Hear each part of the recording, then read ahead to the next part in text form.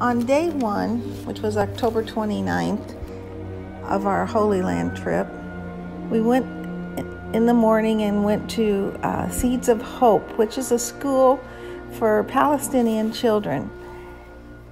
It is supported by Northwoods Church, and it teaches moral values, which is not something that the children are used to. Then we went to around Jericho, the oldest city in the world. It has crumbled walls and tumbled down stones. Then we went to what is guessed to be the approximation of the tree where Zacchaeus climbed to see Jesus. They are guessing it's approximately where he was when he climbed in the tree. Then we went to lunch at a pizza place, and then to the Qumran caves where the Dead Sea Scrolls were found by a little shepherd boy who slung a rock into the cave and heard it land in pottery.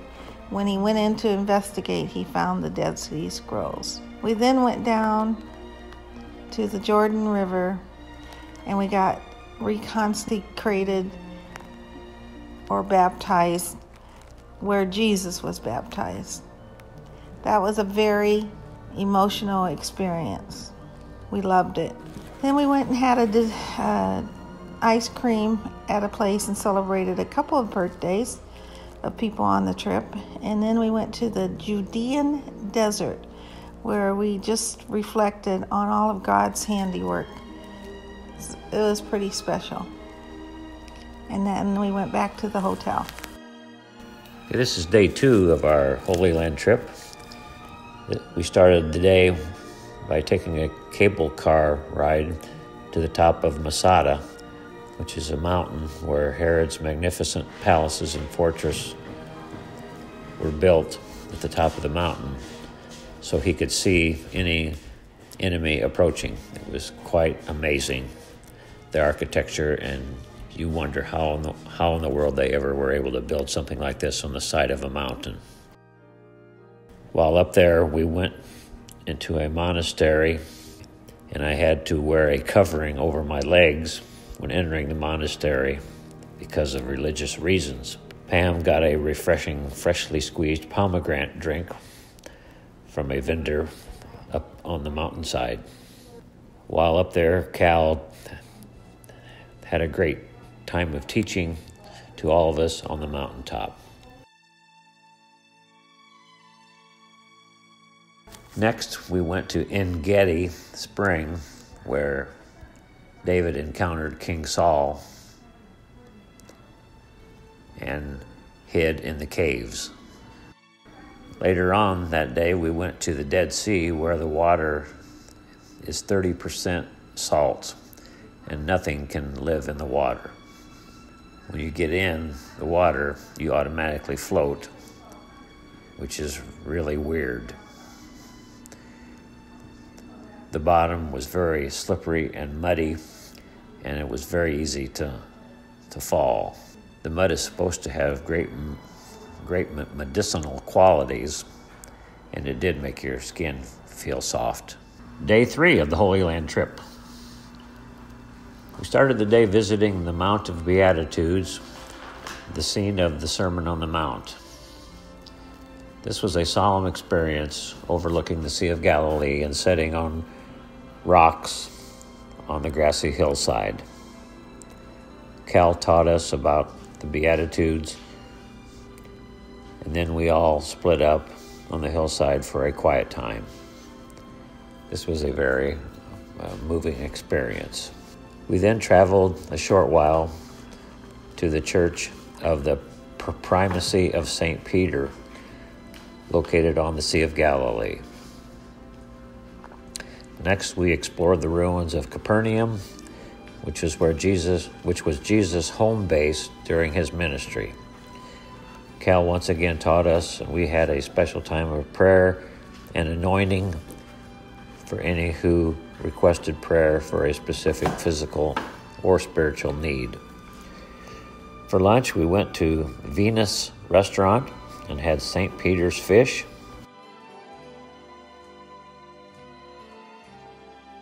After lunch, we went to Caesarea Philippi, the place of Peter's confession to always follow Jesus, no matter what.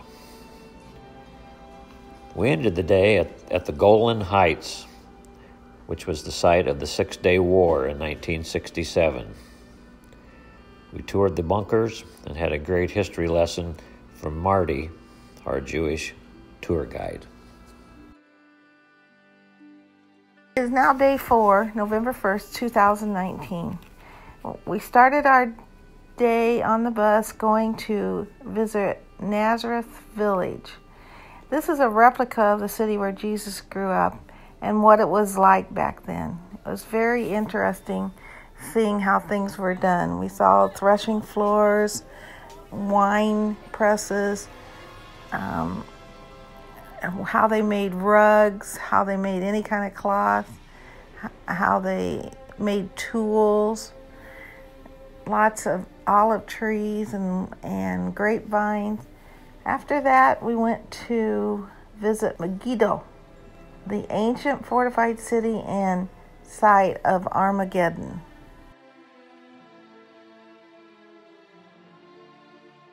Then a visit to Mount Carmel, the site and encounter between Elijah and the priests of Baal.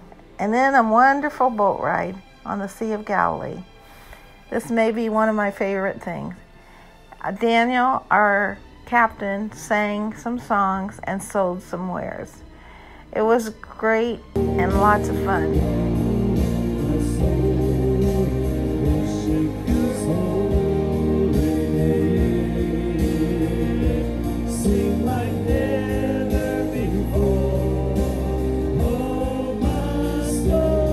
Then we landed in Tiberias and then back to the Hotel Canar, which is by the Sea of Galilee, for dinner and a final night there.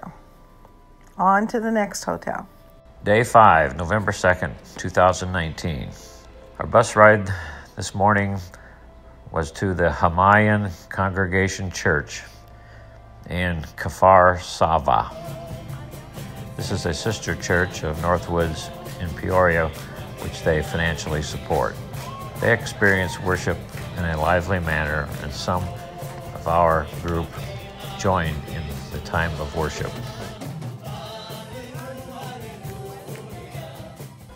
After the service, we had lunch on the rooftop of the church and heard a testimony from one of the members. Here's a picture of Pastor Cal Rickner and his wife Susan. We then drove along the Mediterranean coast, visited King Herod's ancient port city of Caesarea Maritima, which is the seat of the Roman governor Pontius Pilate. We heard a stirring testimony from a man who served as a missionary to the Jews. Then we were off to Jerusalem, where we spent the evening on the promenade, shopping and enjoying Ben Yehuda Street, a local favorite hotspot in the city. We picked up a Chicago Bears yarmulke as a souvenir. Then off to dinner and overnight at our new hotel, Hotel C in Jerusalem. It's Sunday morning, and we are going to Bethlehem today.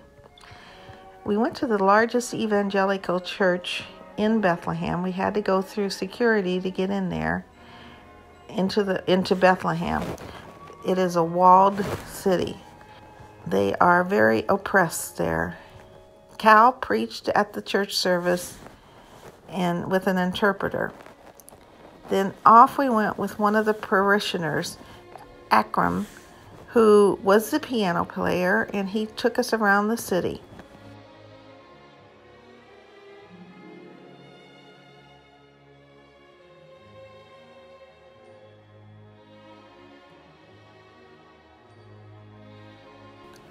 Then he took us to his house, where they fed us some delicious stew that his wife had made, and then they entertained us for the next hour or so. He played the piano, and some of the kids played the piano, Then after a while, they took us back to the church, and we went and saw around Bethlehem. Then we stopped at the shepherd's field. Cal read to us Luke 2. Has a whole new meaning for us now. To register with Mary, who was pledged to be married to him and was expecting a child. While they were there, the time came for the baby to be born, and she gave birth to her firstborn, a son. She wrapped him in cloths and placed him in a manger. We walked around. We saw the shepherd's caves.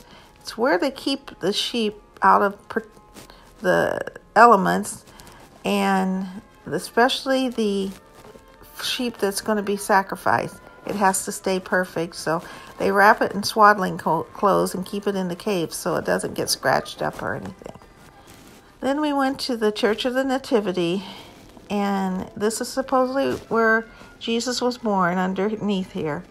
And it's a very acoustic old church, and we sang several songs in there. It was beautiful.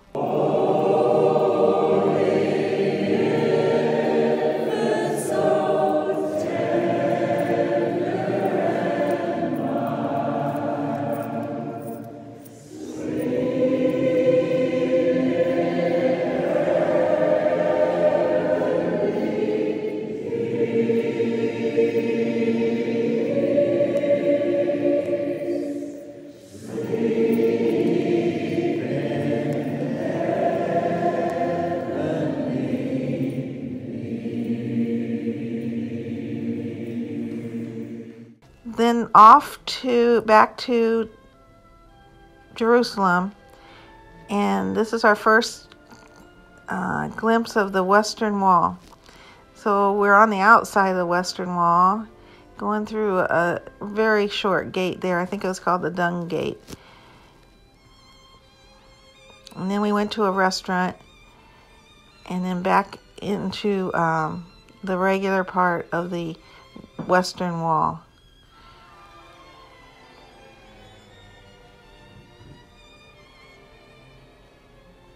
We saw them Jewish people in there praying, the men on one side and women on another side. And that was the end of our day.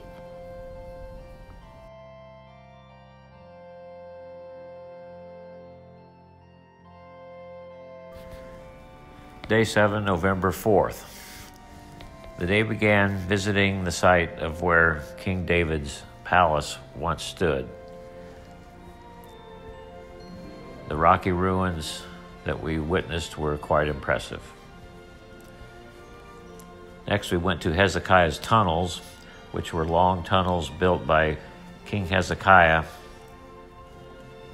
to bring water inside the city walls in preparation for a battle with the Assyrian army.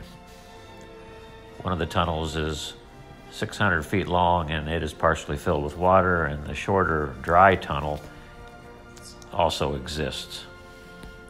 Some of our group went through the wet tunnels, and others went through the dry ones. Next, we saw the Pool of Siloam, which is located just outside the entrance to Hezekiah's tunnels. This is where Jesus told the blind man to put mud on his eyes and then go dip in the pool to be healed. And we have the Pool of Siloam, right where we're sitting. As he went along, he saw a man blind from birth. The disciples asked him, "Rabbi, who sinned, this man or his parents, that he was born blind?" Neither this man nor his parents sinned, said Jesus, but this happened so that the works of God might be displayed in his life. As long as it is day, we must do the works of him who sent me.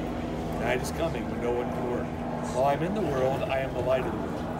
After saying this, he spit on the ground, made some mud with the saliva. Wow. An interesting way to work a miracle here. I actually got a little mud out of there and put it in a bottle, took it home, and put it on the man's eyes. Go, he told him, wash in the Pool of Siloam. This word means sent. So the man went and washed and came home. We then went to the Temple Mount, which is a large elevated plaza along the western wall in Jerusalem. This is recognized as the third holiest sites in Islam after Mecca and Medina. After this, we toured and saw many beautiful sights in the holy city of Jerusalem. We saw the remains of Jerusalem's main street and very large, high walls that were impressively built with huge stones in a very perfect pattern. It was discussed how difficult it must have been to do this construction back in those days.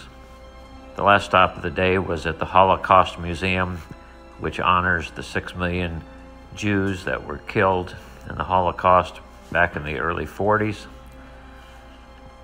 We didn't get any pictures here. However, there was one large circular room that had the names of 4.3 million of the Jews that lost their lives during this period.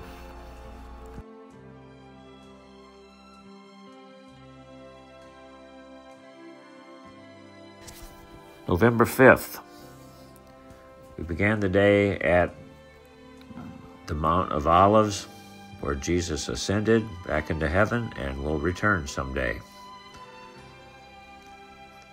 There were many, many above-ground tombs,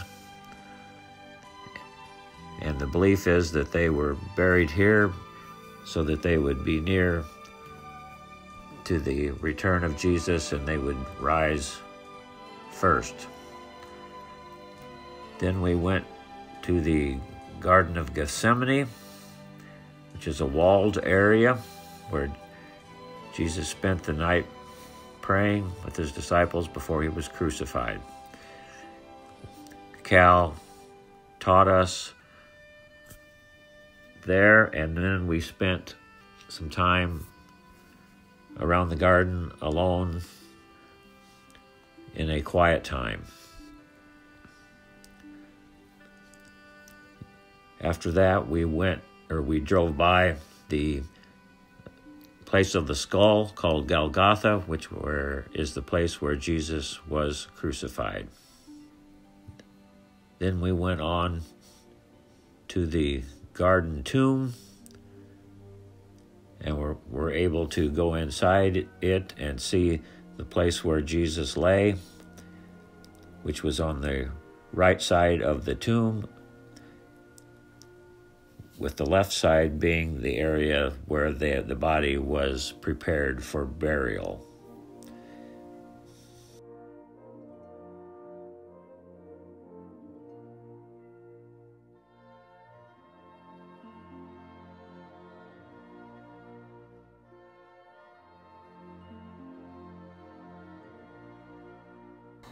Here we are on November 6th and 7th. Our vacation is drawing to a close. We're visiting the house of Elizabeth, where Mary went when she was pregnant, and John the Baptist leapt in her stomach.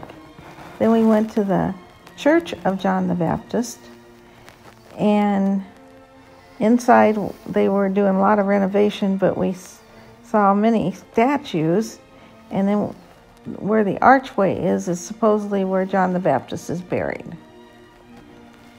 As we went out, I noticed these giant pomegranates. I just thought they were unique.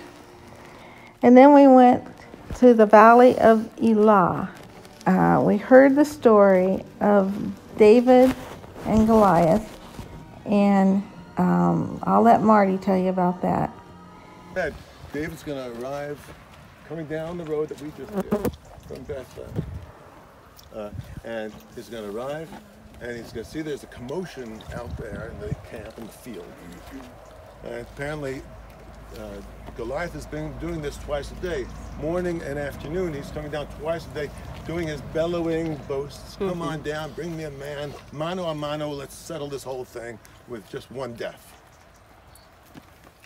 And David is like confused. Why isn't anybody taking him on? Because Goliath comes out. That's okay. Goliath comes out.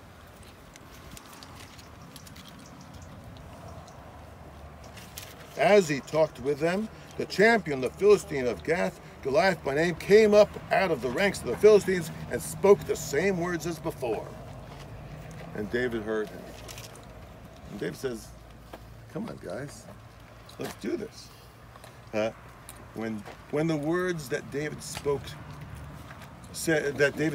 were heard, they repeated them before Saul, and he sent for him. David said to Saul, let no one's heart fall because of him. Your servant will go and fight with this Philistine. And who is this David? He's like the little kid. He's like, 14-year-old kid with acne. What?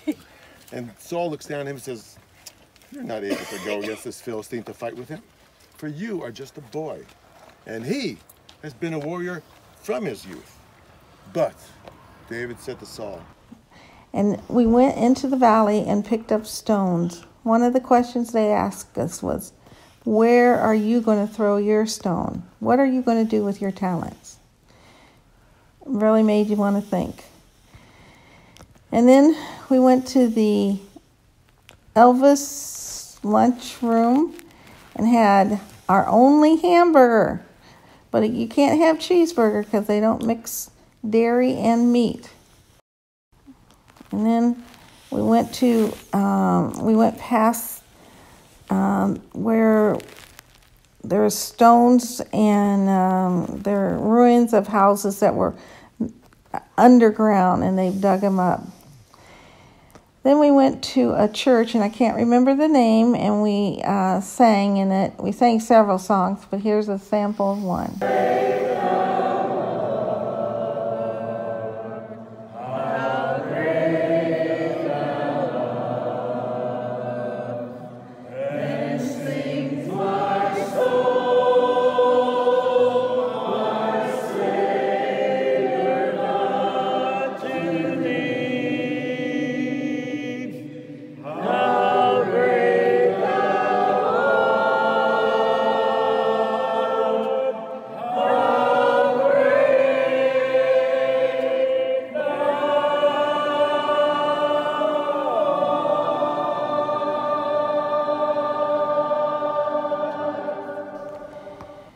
That night, we went to a new hotel, and it was the nicest of all the hotels. And we ate, and then we slept, and then got breakfast in the morning. We could sleep in this day, the only day we got to sleep in, and we didn't have to eat breakfast real early, so we could eat anytime till 10:30.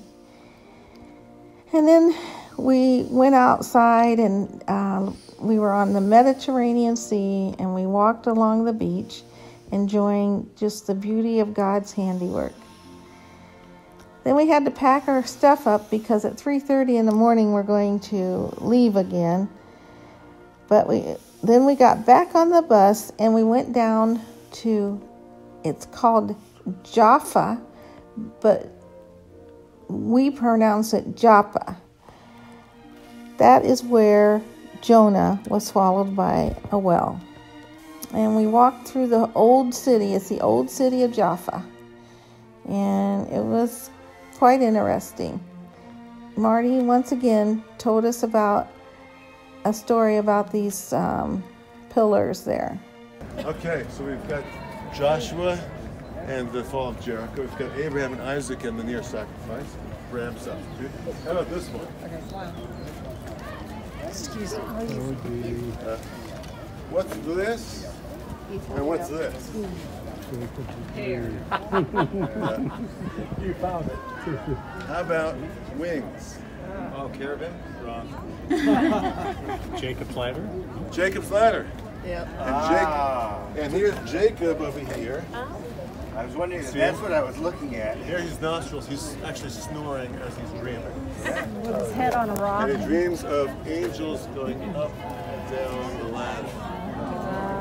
Nice, right? We went and had our last supper, and Steve even ate calamari. So proud of him. What a life-changing trip this has been. November 8th, our trip home. Our trip home took a total of 28 hours from the time we got up till we got back to Peoria, including all the time zone changes. It was quite exhausting. However, it was worth it. The airport in Istanbul, where we had a layover, was very modern, with a lot of shops and stores. The flight home was very tiring, and it had several meals, and you can see they were quite delicious. On our trip, we met a number of very good friends that we will have for a lifetime. And we also brought home a lot of souvenirs, and our notebooks were filled with notes. We took a lot of food, but as you can see, we brought a lot of food home. And we also took a little bit of sand with us from the Holy Land. Overall, this was an amazing trip. Life-changing. Life-changing is the only way to describe it.